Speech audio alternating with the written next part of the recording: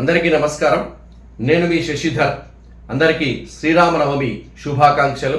శ్రీరామనవమి అనగానే మనకు సీతారాముల కళ్యాణం గుర్తొస్తుంది. మరి ఈ వీడియో ద్వారా ఈ శ్రీరామనవమి సందర్భంగా రామాయణ గ్రంథం పఠనీయమే కాదు ఆచరణీయ గ్రంథం అనే విషయాన్ని మీ ముందుంచాలనుకుంటున్నాను. మరి రామాయణంలో ప్రతి పాత్ర ఔచిత్యం నేటి సమాజానికి ఉపయోగకరం. శ్రీరామచంద్రుణ్ణి మనం చూస్తే రాముడు ఒక గొప్ప కొడుకుగా, ఒక గొప్ప తండ్రిగా, ఒక గొప్ప భర్తగా, ఒక గొప్ప స్నేహితునిగా, ఒక గొప్ప రాజుగా. ఒకవేళ కుటుంబాన్ని చూసుకుంటే ప్రతి పాత్రలో రాముడు ఉంటాడు. ప్రతి పాత్ర ఒక కొడుకు, తండ్రి, స్నేహితుడు ఎలా ఉండాలో చెప్పినటువంటి ధర్మం రామునిది.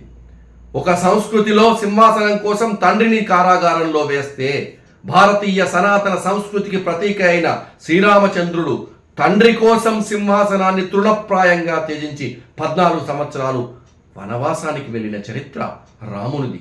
ఇక సీతమ్మ తల్లిని పరిశీలిస్తే సీతాదేవి భర్త అరణ్యానికి వెళ్తూ ఉంటే కొత్తగా వివాహమైనా కూడా భర్తతో పాటే వస్తా నిర్ణయించుకొని వనవాసానికి వెళ్ళింది.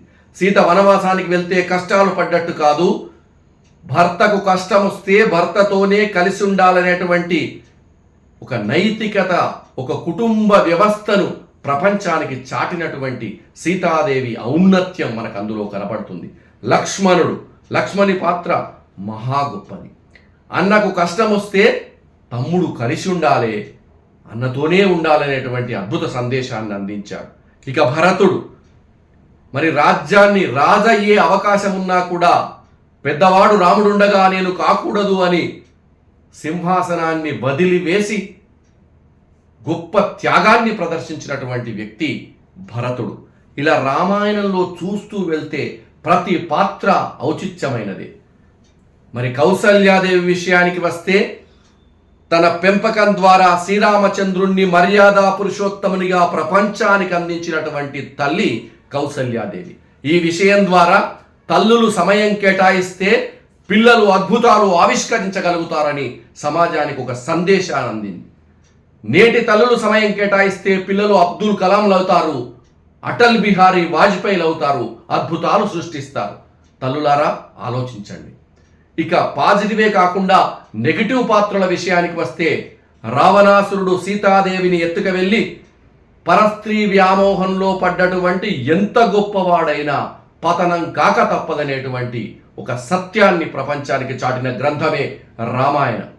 చిన్నగా చూస్తే మందర కైకేయికి చెప్పిన మాటలు అంటే చెప్పుడు మాటలు ఒక్కసారి 2 సార్లు బాగా చెప్పుడు మాటలు అంటే అసత్యాలైన మాటలు ఎక్కువ సార్లు వింటే అది నిజమనుకొని భ్రమిస్తామనేటువంటి పాత్ర కైకేయిది మందర రూపంలో కనపడుతుంది. ఇలా రామాయణాన్ని మనం చూస్తూ వెళ్తూ ఉంటే విశ్వామిత్రులతో రాముడు వెళ్ళినప్పుడు గురువును ఏమడగాలనేటువంటి విషయం ఉంటుంది. ఇలా ఎక్కడ చూసినా మన నిత్య జీవితంలోని పార్శ్వాలెన్నో కూడా రామాయణంలో కనిపిస్తూ ఉంటాయి. అమ్మా నాన్నల అనుబంధం, పుత్రుల అభిమానం, భార్యాభర్తల సంబంధం, జీవకారుణ్య భావన, ప్రకృతి లాలన, ఇలా ఏ విధంగా చూసినా కూడా రామాయణం కొందరికి ఆధ్యాత్మిక గ్రంథమైతే కొందరికి వ్యక్తిత్వ వికాస గ్రంథం, మరికొందరికి ఒక రీసెర్చ్ గ్రంథం. మరి రామాయణాన్ని అందరూ చదవాల్సినటువంటి అవసరం ఉంది. రామాయణంలో ఉన్న ప్రతి పాత్రను ఔపోసన పట్టి సత్యాన్ని తెలుసుకోవాల్సినటువంటి అవసరం ఉంది. కాబట్టి తల్లిదండ్రులు, యువకులు, పిల్లలు అందరూ కూడా రామాయణ గ్రంథాన్ని పూర్తి స్థాయిలో చదవాలి. అందులోని సత్యాలను మనం ఆచరించే ప్రయత్నం చేయాలి. నెక్స్ట్ జనరేషన్కు, నెక్స్ట్ తరానికి ఆ రామాయణం యొక్క గొప్పతనాన్ని, ప్రాశస్త్యాన్ని మనం ఫార్వర్డ్ చేయాల్సినటువంటి అవసరం ఉంది. రామాయణం కేవలం ఒక పురాణం కాదు, ఒక పారాయణ గ్రంథం కాదు, రామాయణం ఆచరించే గ్రంథం.